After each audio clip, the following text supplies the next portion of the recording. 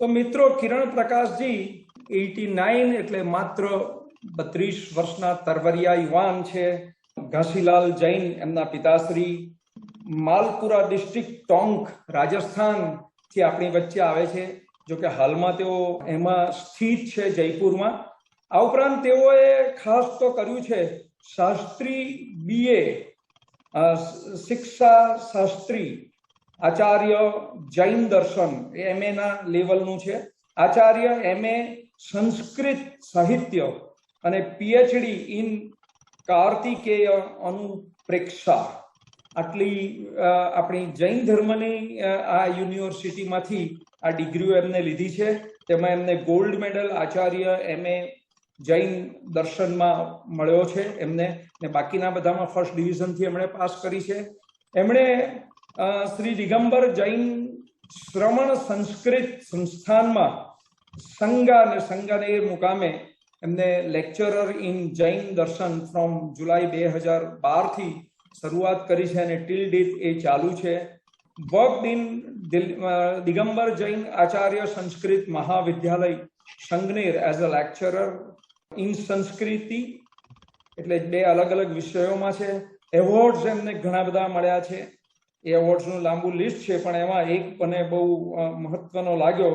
He was awarded gold medal by the governor of UP, Mr. Ram Nayak, in the year 2004. આ ઉપરાંત એમને શ્રવણ સંસ્કૃતિ સ્નાતક પુરસ્કાર મળ્યો છે. સ્વાધ્યાય અને પ્રોગ્રામ બેઝ ભક્તામર સ્તોત્ર એ એમના જીનવાણી ચેનલ ઉપર આવતા રહે છે. એવા બધા ઘણા પ્રોગ્રામો. આવા એકદમ જેને આપણે વિશિષ્ટ વ્યક્તિ કહી શકીએ તેવા આપણી સાથે किरण प्रकाश जी जैन. सभी को सादर जय जिनेंद्र।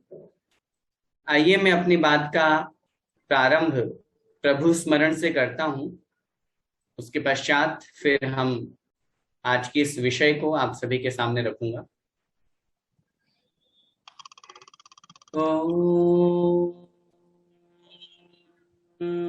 नमः सिद्धेभ्यः।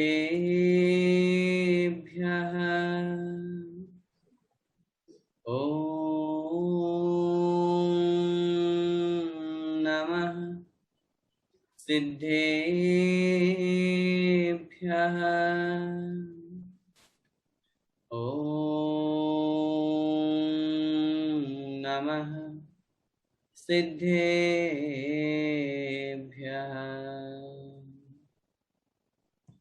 नमो अरिहन्ताणं, नमो सिद्धाणं, नमो आयर्याणं, नमो उवज्झायाणं, नमो लोये सव्वसाहूणं। पंच परमेष्टि भगवान की जय। द्वादशांग जिनवाणी माता की जय। संत शिरोमणि आचार्य भगवंत 108 श्री विद्यासागर जी महामुनिराज की जय। अढ़ाई द्वीपस्थ समस्त मुनिराजों की जय। चतुर्विद संघ की जय। अहिंसामय जैन धर्म की जय।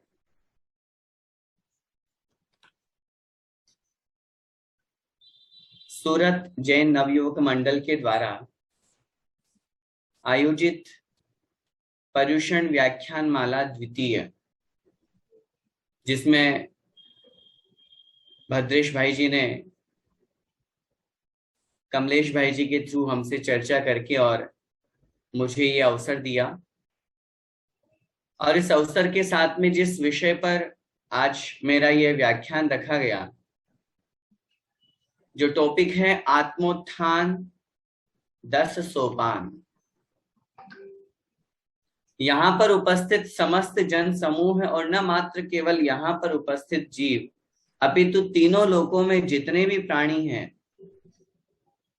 हमारे यहाँ एक पंक्ति हम लोग अक्सर पढ़ते हैं, जे त्रिभुवन में जीव अनंत, सुख चाहे दुखते भयवंत।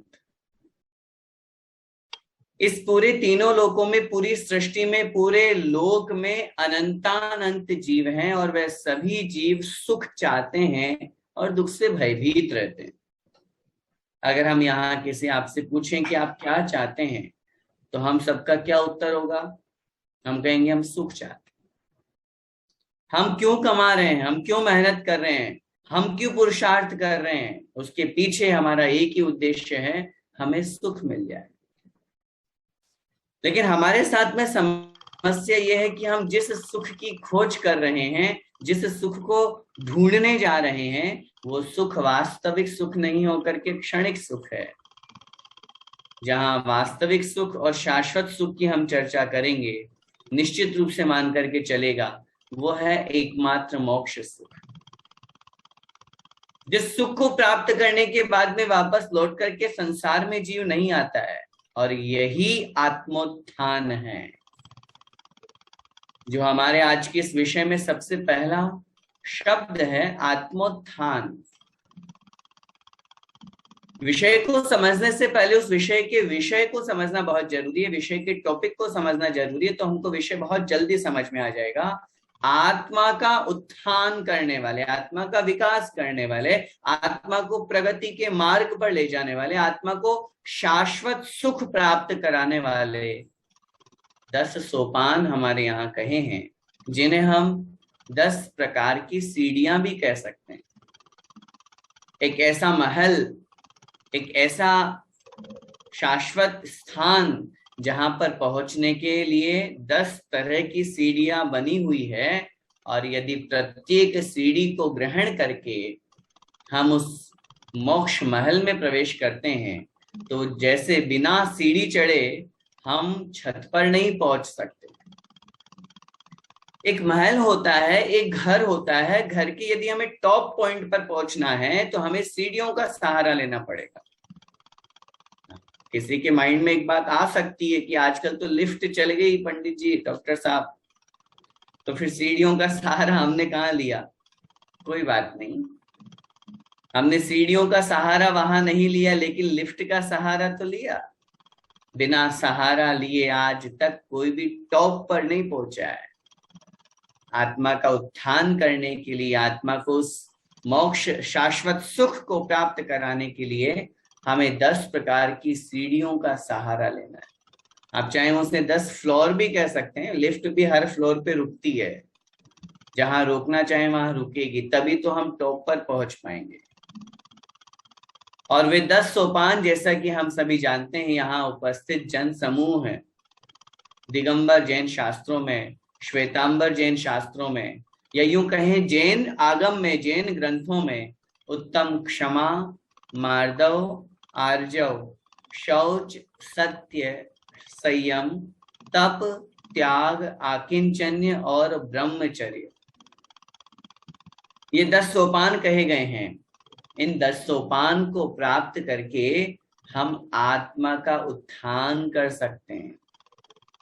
क्योंकि मैं इस बात से थोड़ा सा मन में विकल्पित हूं कि समय मुझे कम मिला, और जैसा होता भी है, प्रारंभिक समय जो होता है वो इंट्रोडक्शन में और सब हमारा जो कार्यक्रम है उसकी सूचना देने में काफी समय निकल जाता है, वो भी जरूरी है, लेकिन फिर भी मैं कोशिश करूंगा जितना मुझे समय दिया गया है मैं उस बीच में अपनी बात रखूंगा। जब हम अपनी आत्मा के कल्याण के मार्ग की बात करते हैं या उन सोपान की बात करते हैं, तो सबसे पहला सोपान है उत्तम क्षमा। जरा एक बार अपने मन में विचार कीजिए, इस दुनिया में जिनको हम देखते हैं, जो एक इंसान के रूप में है, जो अभी भगवत्ता को प्राप्त नहीं हुआ, जो भगवान नहीं बन, जो इंसान के रूप में है, वह ऐसा कौन सा व्यक्ति है जिसे क्रोध, मान, माया, लोभ नहीं है, 4 कषाय नहीं है, जो 5 पापों में उलझा हुआ नहीं है, जो पंचेंद्रिय के विषयों में डूबा हुआ नहीं है। हम चारों तरफ नजर दौड़ाएंगे तो एकमात्र हमारे संत महात्मा नजर आएंगे, जो मनुष्यों में एक अलग जीवन जिया करते हैं। क्योंकि संसार में है तो कषाय तो होंगी, लेकिन उन कषायों में बड़ा अंतर हुआ करता है। हमारे यहाँ कषायों में भी अंतर बताया है, अनंतानुबंधी, अप्रत्याख्यानावरण, प्रत्याख्यानावरण, संजलन। कौन सी कषाय कितनी देर आ रही है ये डिपेंड करता है। जब तक हमारी कषाय का नाश नहीं होगा, जब तक हमारी कषाय का क्षय नहीं होगा, जब तक हम भगवत्ता को प्राप्त नहीं कर लेंगे, जब तक हमारा मोहनीय कर्म हमारे साथ में लगा हुआ है, उस मोहनीय कर्म में दर्शन मोहनी और चारित्र मोहनी लगा हुआ है, तब तक हम अनंत सुख, शाश्वत सुख, केवल ज्ञान, अरिहंत अवस्था, सिद्ध अवस्था, इनको प्राप्त नहीं कर सकते। और इन सबको प्राप्त करने के लिए हम सबसे पहली सीढ़ी की बात कर रहे हैं, जिसमें हमें अपने क्रोध पर कंट्रोल करना है। आचार्यों ने लिखा है, जहां हमें क्रोधावेश के अनेक निमित्त मिले, बहुत भयंकर से भयंकर निमित्त मिले, और सामान्य व्यक्ति की बात नहीं की उन्होंने, हमारे यहाँ 64 रिद्धियों का वर्णन है, आप सभी लोगों ने सुना होगा। उसमें एक रिद्धि आती है आशीर्विश रिद्धि और दृष्टिविश रिद्धि।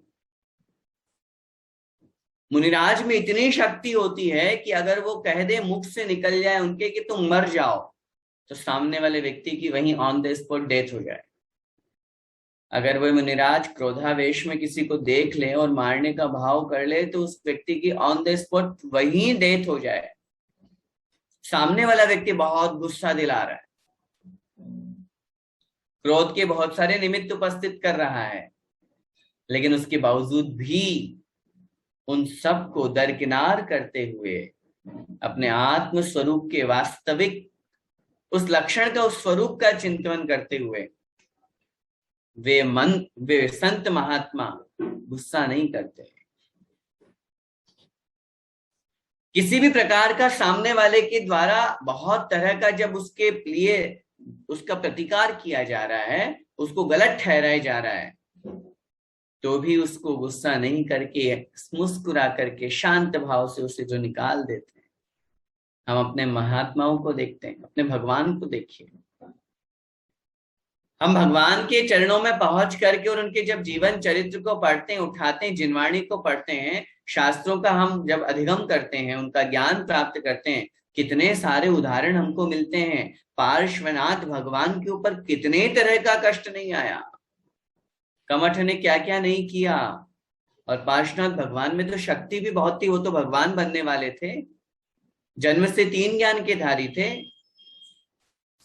तपस्या करते हुए उन पार्श्वनाथ भगवान के ऊपर ओले शोले पत्थर सब कुछ बरसाए, लेकिन उसके बावजूद भी उन्होंने समता को नहीं छोड़ा। उनके अंदर गुस्सा नहीं आया, क्रोधावेश में नहीं हुए वो। भगवान बाहुबली स्वामी भरत चक्रवर्ती ने चक्र चला दिया मारने के लिए, लेकिन उसके बावजूद भी उन्होंने भरत चक्रवर्ती का बिगाड़ नहीं किया।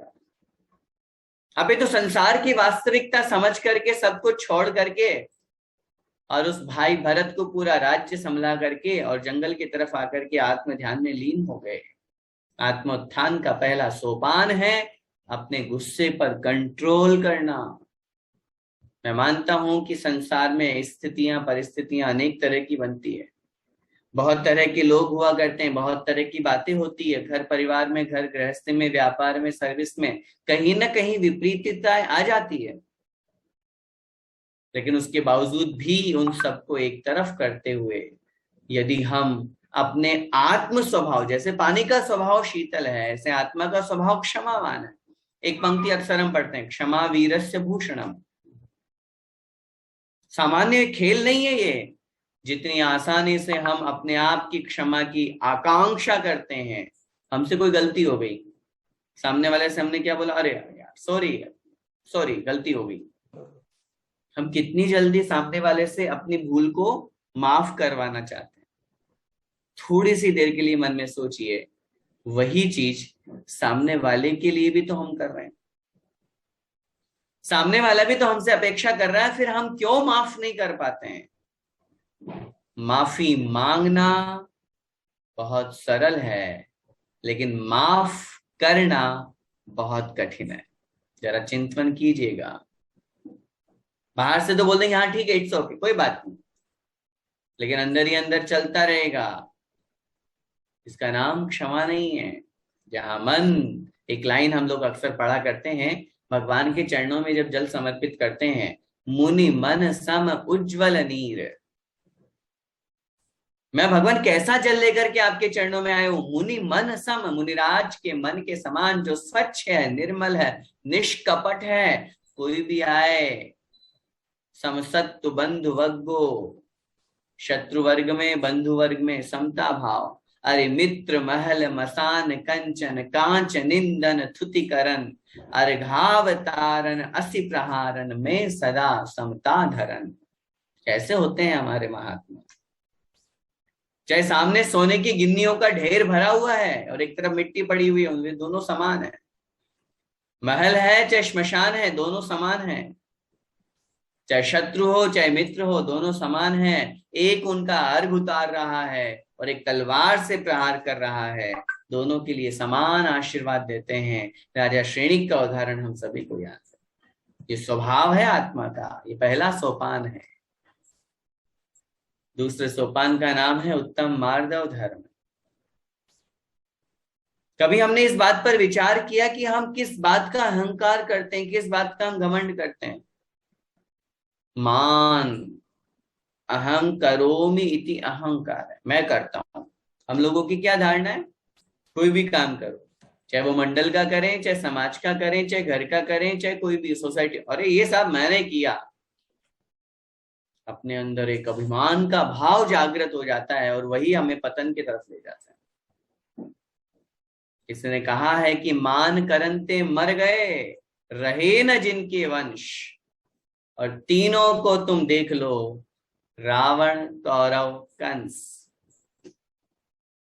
तीनों का जीवन चरित्र उठा करके पढ़ेंगे हम, तो इनका जो पतन हुआ है उसका एक ही कारण बना, उनका अभिमान, उनका मान, घमंड।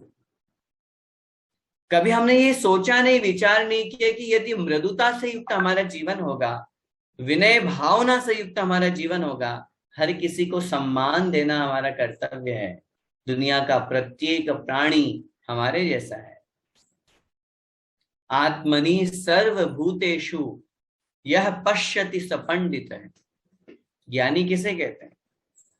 आत्मनि सर्वभूतेषु, सभी प्राणियों में, सभी आत्माओं में अपने आप को देखता है। जैसा मैं हूं वैसे अन्य जीव है। हमारे यहाँ तो अपन लोग सब जानते हैं, चींटी को भी, एक पेड़ पौधों को भी जीव की संज्ञा दी गई है। तब ऐसे स्थिति में हम किसी का तिरस्कार कैसे कर सकते हैं? हम किसी को अपमानित कैसे कर सकते हैं? इसलिए दूसरे सोपान में अपन को ये समझना है, अगर हमारे जीवन में किसी चीज का अहंकार, किसी भी चीज का हो सकता है। मुख्य 8 निमित्त हमारे यहाँ बताए गए हैं। ज्ञानम पूजाम कुलम जातिम बलम वृद्धिम तपो वपु, अष्टावाश्रित्य मानित्वम स्मय माहुर गतस्मया। ज्ञान का मत, हमने शास्त्री कर ली, डॉक्टरेट कर ली, हमारा बहुत अच्छा नाम हो गया, हम बहुत अच्छा लेक्चर देते हैं, लोगों को इस बात का ही अहंकार हो जाता है। कभी हमने ये विचार नहीं किया कि जो जिस बात का हम अहंकार कर रहे हैं वो हमने कहीं ना कहीं से तो सीखा होगा। हमारा भी तो कोई गुरु होगा और हम उस गुरु से आगे बढ़कर के अपने आप को बड़ा अभिमानी समझते हैं। एक छोटा सा मुझे उदाहरण याद आ गया, कथा है, मैं उसको संक्षेप में रखूंगा क्योंकि समय हमारे पास में जितना है उसमें मैं अपनी बात को रखूं, ये मेरी भावना है। एक बार की बात है। पंडित जी, आप थोड़ा टाइम आगे ले जा सकते हैं? अच्छा, जी जी, हाँ, 15-20 मिनट आगे ले जा सकते हैं आप, जरूर से, क्योंकि हमने एक आधा घंटा आपका डिले से शुरू किया। जी जी, ठीक, धन्यवाद सर। हम बात कर रहे हैं दूसरे सोपान की, जिसका नाम है उत्तम मार्दव धर्म। जब अहंकार और घमंड की एक चरम सीमा आदमी के पास में पहुंच जाती है, तब उस स्थिति में वो कैसे अपने गुरु को भी चैलेंज कर देता है। एक व्यक्ति था, तलवार चलाने में बड़ा माहिर और इतना अच्छा कि आसपास सब जगह उसका बड़ा नाम था। उसको इस बात का अहंकार हो गया, घमंड, मेरे जैसा तो कोई तलवारबाजी जानता ही नहीं। एक बार उसने अनाउंस कर दिया कि नहीं, जो कोई भी मुझे हरा देगा मैं उसका शिष्यत्व ग्रहण कर लूंगा, उसके चरणों में झुक जाऊंगा। ठीक है, सब लोग मिले करे, लेकिन उसने सबको हरा दिया। अब उसका अहंकार और बढ़ गया। अब एक दिन उसने और सबके सामने चैलेंज कर दिया, कोई भी हो दुनिया का कोई भी आदमी मेरे सामने आ जाए, मैं उसको तलवारबाजी में हरा दूंगा, मेरे से कोई जीत नहीं सकता। ठीक है, जब ऐसी स्थिति बनी तो उसने देखा उसके गुरु ने उसका चैलेंज स्वीकार किया। ठीक है, मैं तुम्हें हरा के बताऊंगा। उसके मन में घमंड इतना भर चुका था कि उसने गुरु का भी चैलेंज एक्सेप्ट कर लिया। संयोग की बात है, एक बार, क्योंकि जिस दिन वो होना था, उन दोनों का आपस में मुकाबला होना था, कंपटीशन होना था, संडे का टाइम था। वो 2 दिन पहले ही किसी काम से उस गली से निकल रहा था जिधर गुरुजी का घर पड़ता था।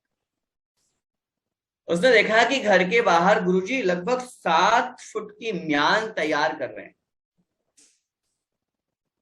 देखा यार, गुरुजी तो बड़ी तैयारी के साथ में, ये तो मुझे हरा के बताएंगे। वो जिस काम से जा रहा था उसने वो काम छोड़ा और घर आकर के उसने 10 फुट की म्यान और तलवार तैयार करके उस तैयारी में लग गया। गुरुजी की 7 फुट की थी, मेरी 10 फुट की होनी चाहिए। और सेम डे जो स्थिति बननी थी, मुकाबला दोनों का आपस में होना था, पहुंच गए दोनों अखाड़े में। पूरा गांव, पूरा नगर, सब जगह, अरे आज तो गुरु शिष्य में महामुकाबला होने वाला है। और शिष्य ने गुरु को चैलेंज कर दिया। अब देखते हैं क्या स्थिति बनती है। जैसे ही घंटा बजा कि अब खेल शुरू किया जाए आपस में दोनों का, वो शिष्य जो 10 फुट की म्यान में 10 फुट की तलवार लिए बैठा था, जैसे ही वो उसको निकालने के लिए तैयार हुआ, 10 फुट की म्यान में से 10 फुट की तलवार निकालने में टाइम लगता है, और उधर गुरुजी ने 7 फुट की म्यान में 1 फुट की तलवार लगा रखी थी, और वो निकाली और निकाल करके सामने वाले के उसके गर्दन पे रखी। गुरु गुरु होता है, वो कितना भी बड़ा हो जाए, वो कितने भी शिष्यों को पढ़ा ले, लेकिन गुरु अनुभव के साथ में ज्ञान से बड़ा महान हुआ करता है। जिसके पास जितना ज्ञान होता है वो कितना भी बांटने की कोशिश करे, खूब बांट ले, खूब बांट ले, जितनों को भी बांट लेगा, लेकिन जिससे ज्ञान प्राप्त किया है वो तो हमेशा बड़ा ही रहेगा, वो तो महान ही रहेगा, क्योंकि ज्ञान बांटने से और बढ़ता है। वो जितना बांटते जाएंगे उतना और बढ़ता जाएगा। और जरा देखिए, गुरु ने भले ही म्यान 7 फुट की बनाई है, लेकिन तलवार तो 1 फुट की। वो जानता था, वो जानते थे गुरु कि मेरा शिष्य कैसा है, पढ़ाए तो गुरुजी नहीं है ना। उसने देखा ही नकल कर लेगा मेरी, लेकिन नकल में उसने अकल नहीं लगाई। उसने 10 फुट की म्यान और 10 फुट की तलवार, 10 फुट की, अब सोचो 10 फुट की तलवार कितनी बड़ी होगी, कितनी भारी होगी, उसको निकालेंगे तो कितना समय लगेगा, उतने में तो गुरुजी की जीत हो गई। हम कुछ भी ज्ञान कर लें, जरूरी नहीं है शास्त्रों का ही हमें अभिमान हो, ज्ञान हो, ज्ञान का अभिमान हो। इसके अलावा किसी भी, आपको अगर अच्छी कुकिंग आती है, हम अच्छी सिंगिंग करते हैं, हम अच्छा लेक्चर देते हैं, हम अच्छा खेलते हैं, किसी भी चीज का अहंकार हो सकता है, लेकिन ये बात हमेशा जीवन में ध्यान रखिएगा, अहंकार पतन का कारण। जिस समय हमें अहंकार आ जाएगा उसी समय से हमारा पतन, डाउनफॉल शुरू हो जाएगा। हमेशा विनम्रता के साथ में सामने वाले का सम्मान करते हुए हमेशा आगे बढ़ते जाएंगे तो जीवन में खूब प्रगति मिलेगी। आत्मोत्थान का तीसरा सोपान है रिजु भाव, सरलता का भाव, आर्जव भाव, जो छल कपट से बहुत दूर है, मायाचारी नहीं है, धोखाधड़ी नहीं है, मन बिल्कुल साफ, निर्मल, स्वच्छ है। मन में होए सो तन सो करिए, तन में होए सो, मन में होए सो वचन सो कहिए, वचन होए सो तन सो करिए। हमारे यहाँ 3 योग बताए गए हैं, मन, वचन और काय। इन तीनों योगों को एक रूप करना, सरल बनाना, जैसे आचार्यों ने लिखा, एक नीतिकार कहते हैं, सांप कितना भी टेढ़ा मेढ़ा चल ले, लेकिन जब उसको अपने घर में प्रवेश करना होता है, अपने बिल में प्रवेश करना होता है, तो उसको सीधा बनना पड़ता है। हमारी अंतरात्मा हमारा घर है, मोक्ष महल हमारा घर है। वहां पहुंचने के लिए हमें मन वचन काय को सीधा और सरल बनाना होगा। जब तक हमारा जीवन कुटिल रहेगा, जब तक हमारे जीवन में इस तरह का परिणाम रहेगा, मैं सोच क्या रहा हूँ, बोल क्या रहा हूँ, मन में क्या चल रहा है, अपने अपने जीवन को हम उठा करके देखें, हमारा चेहरा कितने रंग बदलता है, हम अपने परिवार के सामने कैसे होते हैं, अपने मित्रों के सामने कैसे होते हैं, अपने गुरुओं के सामने कैसे होते हैं, अपने पत्नी के सामने कैसे। किसी ने कहा है कहीं हमारा जीवन प्याज के छिलकों की तरह तो नहीं, उतारते जाएं छिलके छिलके निकलते जाएंगे, अंदर से कुछ फल नहीं मिलेगा। ऐसे ही हमारा जीवन भी कहीं निरर्थक न बन जाए। यदि हमें अपनी आत्मा का कल्याण करना, आत्मा का उत्थान करना है, तो इस तीसरी सीढ़ी पर भी हमें कदम रखना होगा, क्योंकि यहाँ पर उलांघने का कोई सिस्टम नहीं है। आप सोचिए कि एक दो सीढ़ियां हम ऐसे ही गेप करके और चल जाए, नहीं बनेगा, बड़ी लंबी चौड़ी सीढ़ियां हैं। अपने जीवन को सरल बनाना है। चौथा सोपान है उत्तम शौच धर्म का। जहां ये शौच धर्म हमारी आत्मा को शुचिता प्रदान करता है, हमारी आत्मा को शुद्धता प्रदान करता है, वहीं हमारी आत्मा में से जो मल है, जो गंदगी है, जो लोभ बैठा हुआ है, उसको भी दूर करता है। शुचिता का मतलब ये नहीं हमने एक बाल्टी से स्नान कर लिया और हम शुद्ध हो गए, क्योंकि नीतिकारों ने कहा है सागर के जल सो शुचि कीजिए तो भी शुद्ध न हो। एक बाल्टी तो क्या, पूरा का पूरा समुद्र का पानी भी यदि हम अपने मस्तक से लेकर के पूरे शरीर के ऊपर डाल लें तो भी हम शुद्ध होने वाले नहीं। क्योंकि हम लोग पढ़ते हैं अक्सर, नित गंग जमुन समुद्र नायो अशुचि दोष स्वभावते। ये जो हमारा शरीर है ये स्वभाव से अपवित्र है, लेकिन एक बहुत अच्छी प्रोसेस भी लिखी है हमारे यहाँ। एक महान संत हुए हैं, महान आचार्य समंत भद्र गुरुदेव महाराज, उनके द्वारा रचित एक ग्रंथ है रत्नगर शाहुकाचार। उन्होंने उस पुस्तक में, उस जिनवाणी में बहुत सुंदर बात लिखी कि जो शरीर स्वभाव से अपवित्र है, स्वभाव तो शुचौ काय रत्न त्रय पवित्र थे। वो शरीर जो अपवित्र बना हुआ है, जिसके स्पर्श करने पे जो पवित्र वस्तु है वो भी अपवित्र हो जाती है, वही शरीर यदि रत्नत्रय को धारण कर लेता है, सम्यक दर्शन, सम्यक ज्ञान और सम्यक चारित्र से सहित हो जाता है, युक्त हो जाता है, तो वही पवित्र बन जाता है, पावन बन जाता है, वही पूजनीय बन जाता है। हम अपने संत महात्माओं को देखते हैं, अपने गुरुओं को देखते हैं, जिनके माध्यम से अभी हमारे शरीर की, जैसे हम अपने सभी लोग यहाँ पर बैठे हुए हैं, गृहस्थ लोग बैठे हुए हैं, अब अभी हम लोगों की कौन आरती उतारता है बताइए, कौन पूजा पाठ करेगा, कोई नहीं। लेकिन जब यही इसी शरीर के माध्यम से रत्नत्रय को, धर्म को धारण कर लिया जाएगा, संत पद को प्राप्त कर लिया जाएगा, महात्मा बन जाएंगे, तब उस स्थिति में आरती उतारेंगे, उनके पाद प्रक्षालन करेंगे, उनके चरण पूजेंगे, उनकी वंदना करेंगे, उनका अष्ट द्रव्यों से पूजा पाठ करेंगे। ये सब किसकी महिमा है? ये रत्नत्रय की महिमा। ये जो शरीर अपवित्र है वो भी पवित्र बन गया। क्यों? आत्मा में गुण आ गया। गुणों से महानता बनती है, शरीर से, जाति से, कुल से महानता नहीं बनी जाती। इसलिए चौथा सोपान है अपनी आत्मा को पवित्र बनाना है। तो अपने जीवन में जो बहुत तरह का लोभ होता है, जहां पर हम धन संपत्ति वैभव को कमाने में दिन रात लगे हुए हैं, ये नहीं सोचते कि भैया 10 लक्षण आ गए, परीक्षण आ गए, अब तो जरा थोड़ा कंट्रोल कर लें। लोगों को ऐसे ऐसे स्थिति में देखते हैं कि पैसा कमाने के लिए वो ये भी नहीं देखते कि जो मैं काम कर रहा हूं वो कितना हिंसाजनक है, कितना पाप लग रहा है।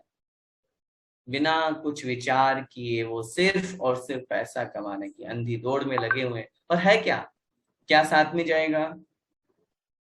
कितने लोग दुनिया में ऐसे हैं। आज इस कोरोना काल में हम सबको कितना अच्छी सीख दी है, क्या क्या नहीं सिखा दिया उसने। किसका क्या विश्वास था कि कौन व्यक्ति कब हमारे साथ छोड़ करके चला जाएगा, पैसा का पैसा, पूरी धन संपत्ति वैभव यहीं की यहीं पड़ी रह जाएगी। किस बात का हम लोभ कर रहे हैं? चौथा सोपान है अपने उस लोभ को दूर करके शुचिता को अपने जीवन में लाना। जहां ये 4 सोपान हमारी 4 कषायों को दूर करने के भाव से बनते हैं, इनसे हमारा मन पवित्र होता है। वहीं पर 5वां सोपान है जो हमारे वचनों को पवित्र करने के लिए आ रहा है, जिसका नाम है उत्तम सत्य धर्म। हितम ब्रूयात प्रियम ब्रूयात न ब्रूयात सत्यम अप्रियम। नीतिकार कहते हैं प्रियम ब्रूयात, हितम ब्रूयात, सत्यम ब्रूयात, प्रियम ब्रूयात। हमें हमेशा सत्य का प्रयोग करना चाहिए, लेकिन उस सत्य के साथ में हमें प्रिय भी बोलना चाहिए। यदि हमारा सत्य कहीं कड़वा है, सच कभी कड़वा नहीं होता। एक पंक्ति में जरूर हमेशा कहता हूं, लोग कहते हैं कि सच बड़ा कड़वा होता है। मैं कहता हूं कैसे हो सकता है, सच तो एक धर्म है, सत्य तो एक धर्म है, और धर्म कभी कड़वा नहीं हो सकता। आप ये बोलिए कि सामने वाले में सच सुनने की ताकत नहीं है इसलिए उसको कड़वा लग रहा है, लेकिन सच कभी कड़वा नहीं होता। सत्य तो एक धर्म है, और धर्म कभी कड़वा हो सकता है? धर्म तो अमृत है, धर्म का तो रस पान करने वाले तो उसका कितना बड़ा आनंद आता है, इसलिए सच कभी कड़वा नहीं हो सकता। बस हित मित और प्रिय वचन बोलना। हमारी पहचान किससे होती है? आज यहाँ पर उपस्थित जन समूह, मैं आप सभी महानुभावों से प्रथम बार ही मेरी मुलाकात इस टेक्नोलॉजी के माध्यम से हो रही है। हम आपको नहीं जानते, आप हमें नहीं जानते, लेकिन हमारे शब्दों के माध्यम से हमने एक दूसरे से परिचय किया। कौन कैसा बोलता है, कौन कैसा बोल रहा है और उसके मन में क्या चल रहा है, वो उसके वचनों के माध्यम से पता चलता है। और जिसके वचन जैसे होते हैं उससे उसका हिस्ट्री और उसका फ्यूचर सब पता चल जाता है। कितने लोग दुनिया में हुआ करते हैं, गालियों के बिना आवाज ही नहीं निकलती मुंह से, सेंटेंस में सबसे पहले गाली होती है। कितने लोग ऐसे महानुभाव हुआ करते हैं जब भी बोलते हैं तो हमेशा किसी न किसी की बुराई करते हैं। हाँ, वो ऐसा किसी के भी बारे, अरे वो तो बेकार आदमी है, अच्छाई तो कभी मुंह से निकलती नहीं है। उन लोगों का व्यक्तित्व, उन लोगों का जीवन किस तरह का हुआ करता है ये हम लोग सब सोच सकते हैं। और जहां हमारे संत महात्मा हुआ करते हैं, हमेशा जग सुहित कर सब अहित हर, श्रुति सुखद सब संशय हरे, भ्रम रोग हर जिनके वचन, मुख चंद्र ते अमृत झरे। पंक्तियां पढ़ रहे हैं उसमें कितना आनंद आ रहा है। क्या लग रहा है? मुख चंद्र ते अमृत झरे। ऐसा लग रहा है जैसे मुख रूपी चंद्रमा से अमृत की बरसात हो रही है। शब्द ऐसे निकलते हैं जैसे सुमन, जैसे कुसुम झर रहे हो। भगवान का उपदेश कैसा होता है? हम जब भी बोलें, हमेशा बोलने से पहले तोलें, मीठा बोलें, अच्छा बोलें। यदि हम ऐसा बोलेंगे तो निश्चित रूप से हमारे द्वारा बोले गए शब्दों से हमारी पहचान बनती है, और उस पहचान से हमारे जीवन के सारे काम बनते हैं, और आत्मा का कल्याण तो होना ही होना है। छठा सोपान है जिसका नाम है उत्तम संयम धर्म। 5 सीढ़ियां हम पार कर चुके हैं, और इनके माध्यम से हमने अब तक मन और वचन इन दोनों को पवित्र बनाया। हमें अपने आत्मोत्थान करना, और आत्मोत्थान के लिए मन वचन का तीनों को पवित्र बनाना। और जब तीनों को पवित्र बनाना है तो सबसे पहले प्रारंभ के 4 सोपान हमारे मन को पवित्र कर रहे हैं, 5वां सोपान हमारे वचनों को पवित्र कर रहा है, और अंत के जो 5 सोपान जिनकी हम चर्चा कर रहे हैं और करेंगे, ये हमारे शरीर को पवित्र करते हैं, हमारे शरीर के माध्यम से आत्मा की तरफ हमें पहुंचाते हैं। उत्तम संयम, संयमित जीवन जीना। कंट्रोलिंग पावर बहुत जरूरी है। किसी भी चीज में ले लें, चाहे वो गाड़ी हो, चाहे हमारा जीवन हो, चाहे वो बाइक हो, चाहे लाइफ हो। अगर ब्रेक नहीं है कोई भी, चाहे वो करोड़ों की भी गाड़ी क्यों ना हो, विदाउट ब्रेक किसी काम की नहीं है। हमारी लाइफ जो है वो कैसी चल रही है, जरा एक बार अपने अपने आंख को बंद करके रात में सोने से पहले 5 मिनट चिंतन करके देखिए, हमारी लाइफ कहाँ जा रही है, हम कहाँ भटक रहे हैं। कहीं कोई कंट्रोल है? कहीं कोई लक्ष्य है हमारे जीवन जीने का? 2 लाइन्स अक्सर हम लोग पढ़ा करते हैं। कुछ लोग हुआ करते हैं जो खाने के लिए जीते हैं, और कुछ लोग हुआ करते हैं जो जीने के लिए खाते हैं। हमारा नंबर किसमें है? हम खाने के लिए जी रहे हैं या जीने के लिए खा रहे हैं? हम अपने जीवन को क्यों जी रहे हैं? अगर मैं यहाँ उपस्थित आप सभी महानुभावों से निवेदन करूं कि हम क्यों जी रहे हैं, हमारे जीवन का क्या लक्ष्य है, तो आई थिंक मुझे बहुत कम लोग ऐसे उत्तर दे पाएंगे कि हम इसलिए जी रहे हैं या हमारी लाइफ का ये टारगेट है, ये गोल है जिसे हमें अचीव करना है। बाकी तो हाँ, चल रही है लाइफ। किसी से भी पूछो तो क्या कहते हैं, कैसे हो भाई? कट रही है भाई, कट रही है, चल रही है। ऐसे लोग करते हैं तो मेरे मुझे बड़ा आश्चर्य होता है, ये लोग क्या जिंदगी को बोझ समझ रखे?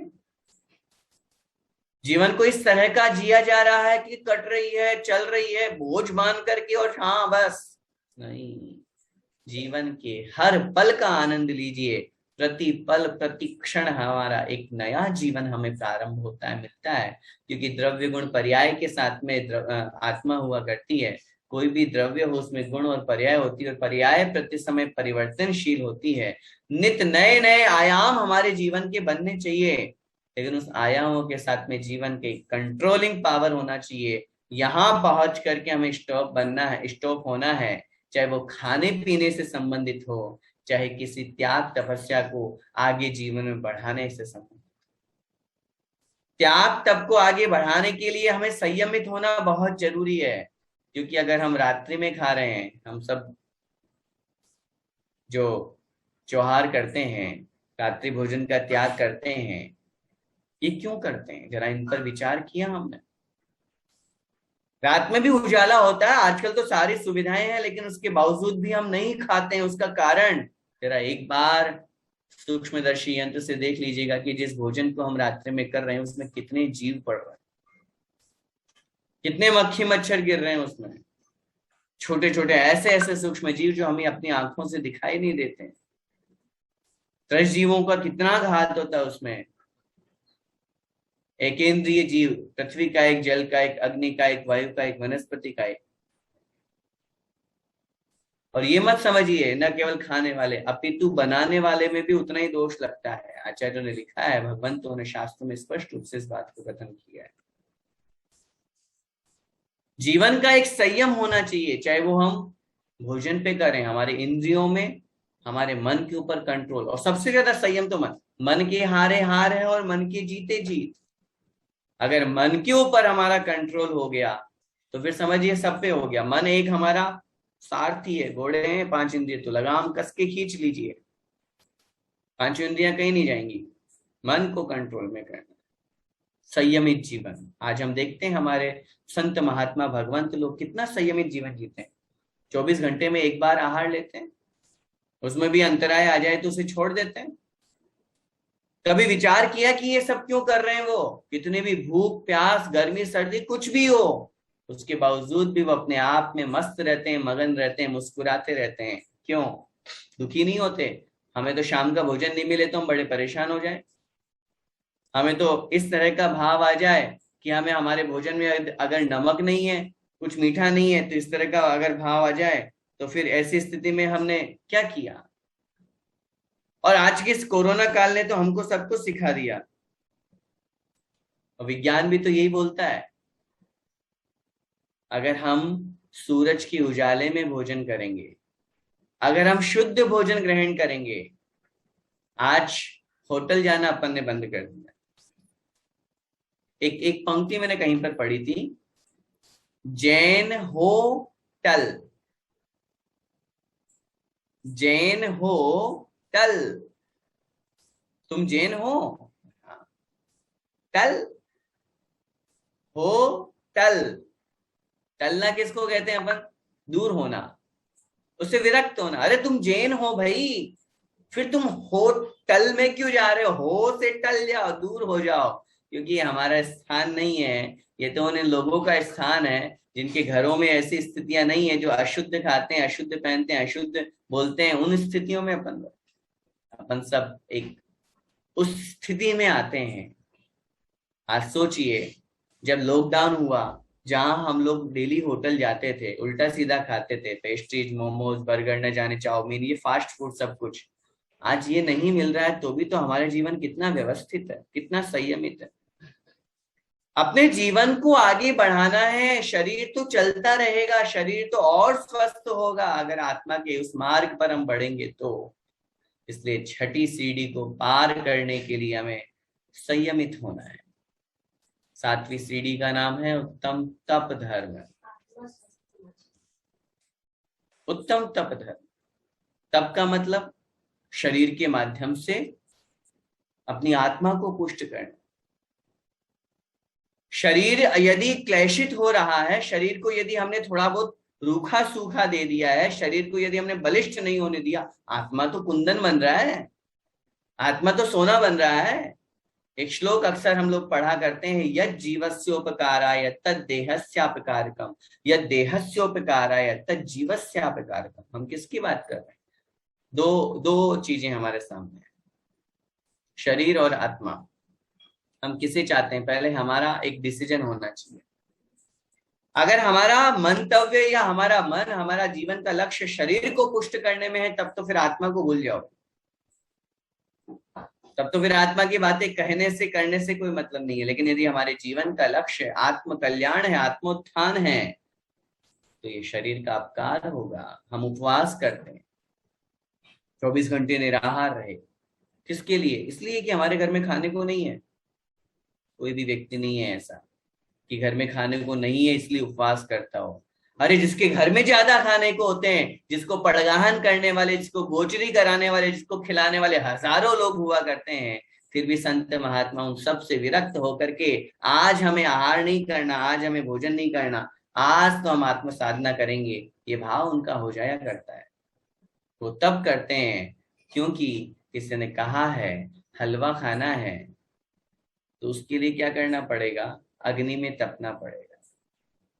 एक मिट्टी का कलश मस्तक पर सुशोभित होता है। कहाँ एक ऐसी मिट्टी जो जमीन में पैरों तले रौंदी जाती है, लेकिन वही मिट्टी तपने के बाद में एक घड़ा बन जाया करती है, कलश का रूप धारण कर लेती है, और लोग उसे बड़े सम्मान के साथ में मस्तक पर सुशोभित करते हैं। ये सब किसकी महिमा है? तप की महिमा।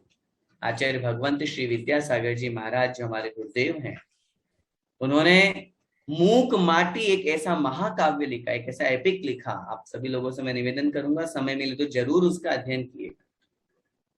उन्होंने क्या उसमें वर्णन किया है। एक साइलेंट जो माटी है, मिट्टी है, वो साइलेंट नहीं है, वो बहुत कुछ बोलती है, और वो आपको उस महाकाव्य में पढ़ने को मिलेगा। कैसे वो एक सामान्य मिट्टी जो पैरों तले रौंदी जाती है, एक उच्च शिखर पर पहुंच जाती है।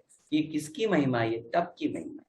आज तक जितने भगवंतों ने उस सिद्धत्व को प्राप्त किया है, वो सब इसी तप की महिमा है। जे पूरव शिव गए जाहि अरु आगे जे हैं, सो सब महिमा ज्ञान तनी मुनिनाथ कही। 8वां सोपान है हमारा उत्तम त्याग धर्म का, जिसमें न सिर्फ हम केवल गृहस्थ में उन वस्तुओं का त्याग करते हैं, अपितु एक ऐसे स्थिति में भी पहुंचते हैं जहां गृहस्थी का भी त्याग करके और जंगल की ओर विहार करके अपने आत्म कल्याण के मार्ग पर आगे बढ़ा कर। लेकिन गृहस्थ में भी जितना होता है, हम दान के माध्यम से अपने अंदर से उस त्याग की भावना को उत्पन्न करते हैं, क्योंकि जब तक छोड़ेंगे नहीं तब तक हमारे अंदर से ये त्याग नहीं आएगा। और ग्रहण के साथ विसर्जन बहुत जरूरी है। अगर हम सिर्फ ग्रहण ही ग्रहण करते जाएं और यदि विसर्जन नहीं करें, तो बताइए हमारी स्थिति क्या बनेगी?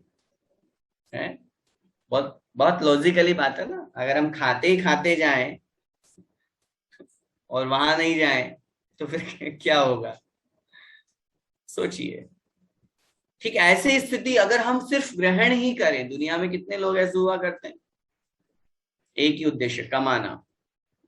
हमारे आचार्य श्री शब्दों से बड़े खेलते हैं। कमाते वही हैं, कमाता वही है जिसे कम आता है। जो वही कमाई में लगा हुआ है, जिसको आता है, जिसको आत्मोत्थान में बढ़ना है, जिसको आत्म कल्याण करना है, वो कमाई के झंझट में नहीं फंस करके वो तो सब कुछ का त्याग करके और आत्म कल्याण के मार्ग पर आगे बढ़ जाएगा। अगले इसी क्रम में हमारा 9वां सोपान है उत्तम आकिंचन्य धर्म। न किंचनम इति अकिंचनम तस्य भावस इति आकिंचन्यम। 5 मिनट का समय जरा अपनी आत्मा को दीजिए और आंख बंद करके जरा एक बार ये विचार कीजिए कि वास्तविकता में मेरा कौन है।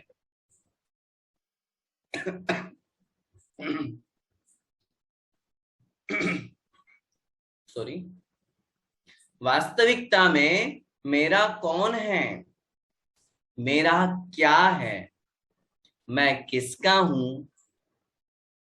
जरा इन 3 प्रश्नों को अगर हम उत्तर खोजने की कोशिश करेंगे तो हमें इस बात का ज्ञान होगा कि जब इस संसार में मैं आया था, संसार में तो खैर हम अनादिकाल से, इस पर्याय की मैं बात करूंगा, जब इस मनुष्य पर्याय में मैं आया था तब मेरे साथ में कोई नहीं आया था, और जब मैं जाऊंगा तब भी मेरे साथ कोई नहीं जाएगा।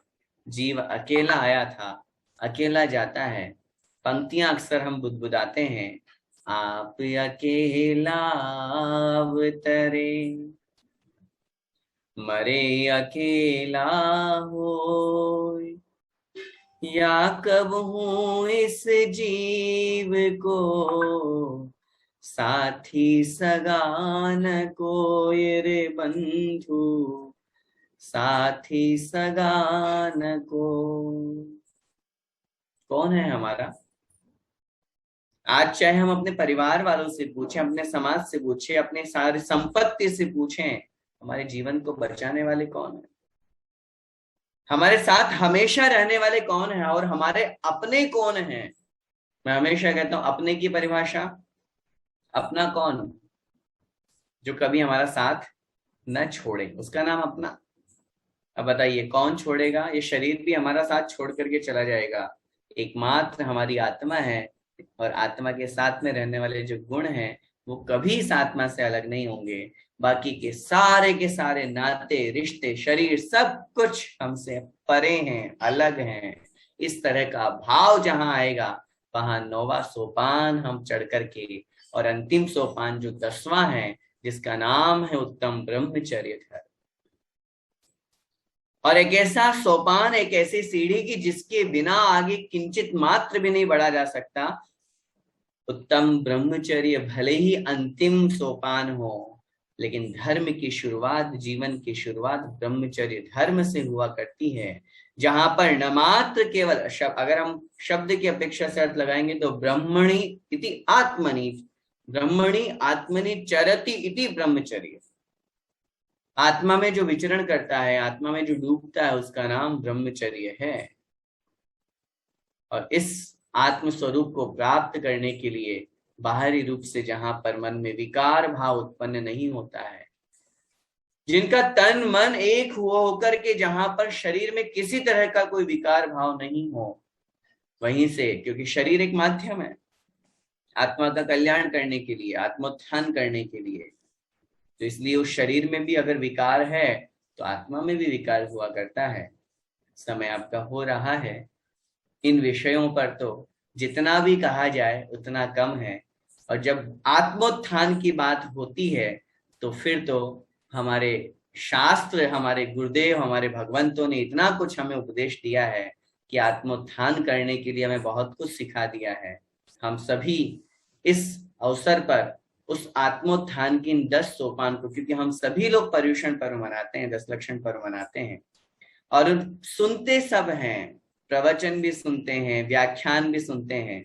मैं तो बस इस मंच से आप सभी लोगों से यही निवेदन करूंगा, न मात्र केवल सुने, अपितु से अपने जीवन में भी कुछ अपनाने की कोशिश करें। जैन युवक मंडल सूरत जो यहाँ पर है, और भद्रेश भाई जी हैं, कमलेश गांधी भाई जी हैं, और साथ में ही नरेश भाई जी हैं, और भी बहुत सारे हैं। चूंकि मेरा पहला परिचय है इसलिए मैं आप सभी लोगों को नहीं जानता हूं, लेकिन जो पूरी टीम है ये बहुत अच्छा कार्य कर रहे हैं आप लोग, और निश्चित रूप से इस कोरोना काल का फायदा उठा रहे हैं, मैं तो ये कहूंगा। क्योंकि जहां पर अगर ये व्याख्यान माला आयोजित नहीं होती तो मैं समझता हूं कि सभी लोग टीवी बीवी में लगे होंगे, संसार के कार्यों में, गप्पे लड़ाने में, मोबाइल में, सब में इनमें बिजी होंगे। कम से कम हमारे 2 घंटे एक शुभोपयोग में तो निकलेंगे, एक अच्छे समय में तो निकलेंगे, एक अच्छे वक्ता को तो हम सुनेंगे। और जब आपने बताया और पूरा मुझे शेड्यूल भेजा कि इतने अच्छे अच्छे वक्ता ने आप लोगों ने आमंत्रित किया है और इतना अच्छा वो वक्तव्य देंगे, मैं तो अपने आप को काफी बौना महसूस कर रहा था। मैं तो यही कह रहा था कि क्या पता मैं इतने बड़े वक्ताओं के बीच में मुझे क्यों रख दिया, मुझे तो कुछ आता नहीं है। लेकिन फिर भी मैं पूरे मंडल को और आप पूरी टीम को बहुत बहुत आभार मेरी अपनी तरफ से देना चाहता हूँ कि आपने मुझे ये मौका दिया। विशेष रूप से कमलेश भाई जी को, जिनसे हमारा परिचय है भद्रेश भाई जी से अभी हुआ 2-3 दिन से ही, तो आपने मुझे मौका दिया। और ऐसे ही मैं तो बस इन व्याख्यान मालाओं का बड़ा प्रशंसक रहा हूँ। अपन ने इस जूम का या इस कोरोना काल का ऑनलाइन का बहुत फायदा उठाया और उठाना भी चाहिए, ताकि एक घर में रह करके आज इसके माध्यम से अगर आप एक स्थान पे करते तो एक सूरत मात्र, अहमदाबाद या जहां पे अपन करें उतने लोग जुड़ पाते, लेकिन आज यहाँ पूरा देश विदेशों से भी लोग जुड़े हुए हैं।